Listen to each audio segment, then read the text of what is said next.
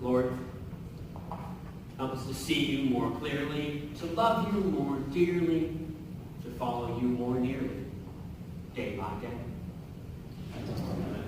Please be seated.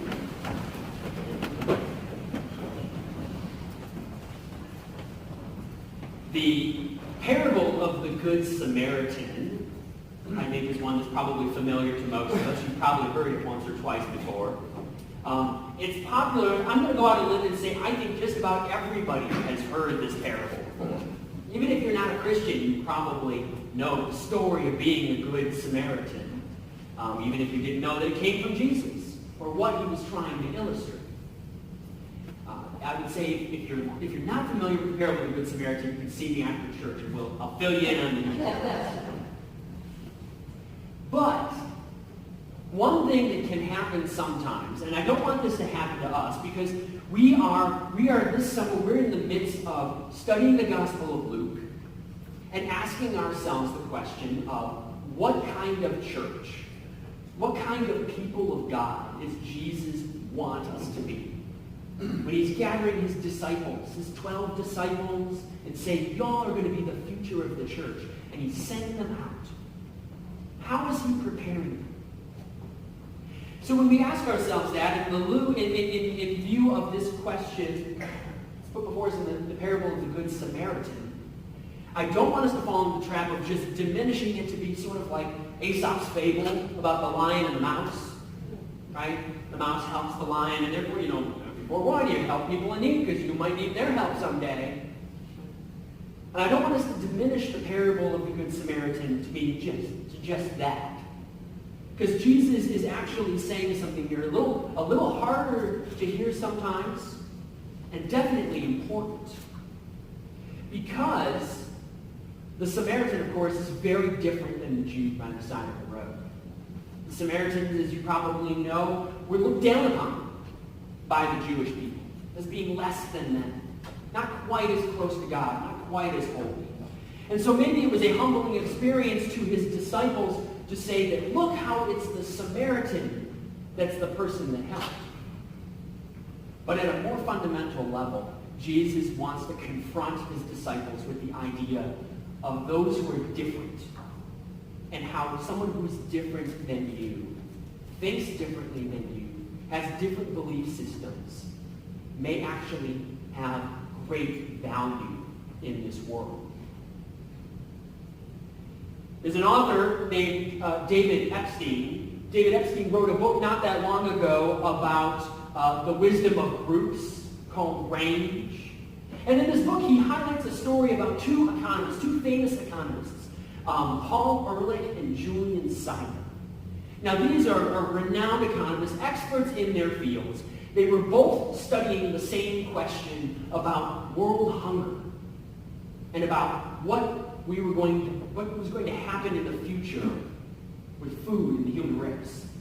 Now, Paul Ehrlich, in all of his expertise, was determined to prove that overpopulation was going to lead to a massive food shortage, and we were going to have billions of people on the planet starving to death as the human race collapsed upon itself. Julian Simon insisted no, because of advances in food production technology, the human race would actually be able to solve the world hunger issue because we would be able to produce more than enough food for our needs. Now, both of these two economists were experts in their fields. Neither one was willing to even consider that the other person's viewpoint had any merit to it. And both of them turned out to be completely wrong. We have, of course, not seen the human race collapse in on itself and billions of people starve to death. We also have not seen food production technology eradicate world hunger either. Their prediction probably would have been more accurate if they were willing to consider the viewpoint of the other. And to say, you know what, in the midst of my expertise, I actually still have something I can learn from that person who believes differently than I do. Not to say that they're right or I'm wrong, but that we can learn from each other, even though we're so different. David Epstein continues to write in his book, actually, that when it comes to predicting when it comes to predicting patterns from resource scarcity, commodities pricing, politics, population, demographics, even how many beans you can find in a jar, you actually get better, more predictive results if you pick 12 random people off the street and get them to come to consensus than if you ask the one expert in their field. I think it's really interesting. It's 12 people. I hope you see where I'm going. Jesus is talking to his 12 disciples about considering people who were very different than them.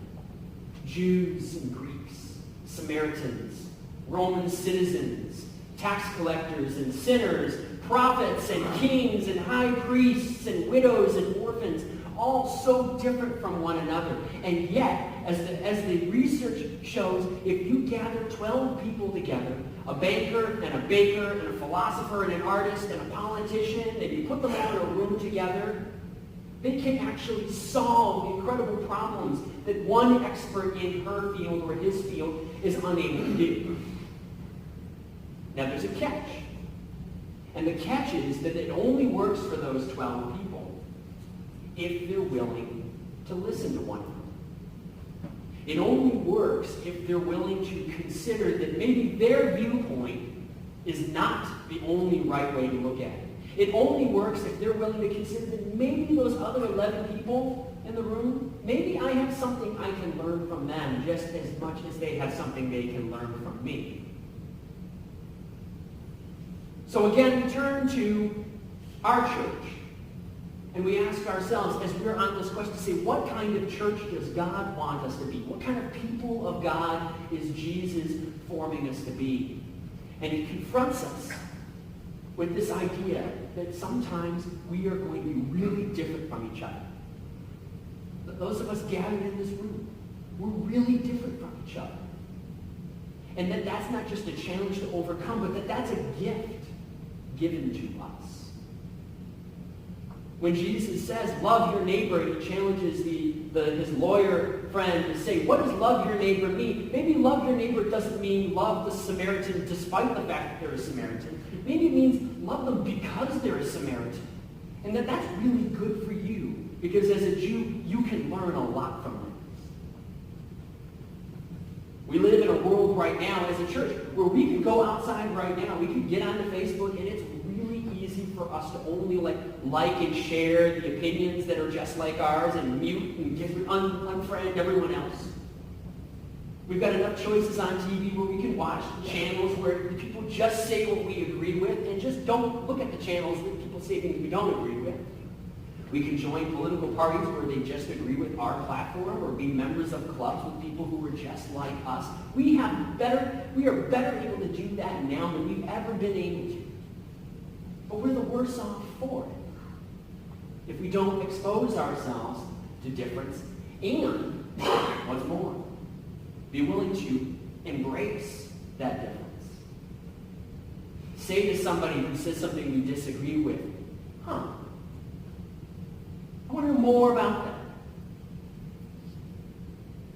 So, that's the mission before us, as we are being the people of God, being formed to be the people of God. We are so different from one another. Sometimes in amazing, surprising ways, sometimes uncomfortable ways. But as long as we approach it with respect, as long as we approach it with a willingness to say, you know what, the 12 of us gathered in this room together, we are able to solve problems that I could never solve alone, that you could never solve alone. The 12 of us gathered here, as different as we are, can solve problems we never could have by ourselves. We can be a church we could never have been by ourselves. So I say thanks be to God for the story and the parable of the Good Samaritan, a parable that talks to us not just about what loving your neighbor is, but a parable about who our neighbor is. A parable that doesn't just invite us to put ourselves in the place of the person who's beaten and broken by the side of the road, but also the person who's passing by those who are beaten and broken by the side of the road. The passage that invites us to look at the fact That some of us are Jew and some of us are Samaritan, some of us are Greek, some of us are proselytes, some of us... But in the midst of that is a beautiful and wonderful gift, ready for us to take advantage of and use it to build the church we have the potential to be. Thanks be to God.